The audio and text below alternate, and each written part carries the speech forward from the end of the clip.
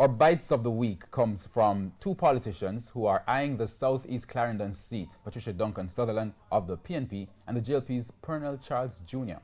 Duncan Sutherland labeled the JLP politician as a reject from North Central Clarendon, but Charles Jr. responded to his critics. Here are our Bites of the Week.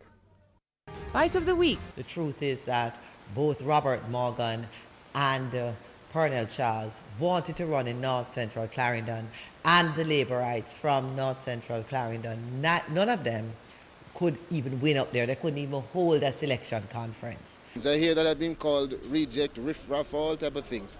Listen, I don't want the day to come when my mother turns on the news and has to say to herself that she finds her son in a tracing match with somebody. That's not the Jamaica that I'm promoting. That's not the Jamaica I want. That's the old politics. Time for new politics.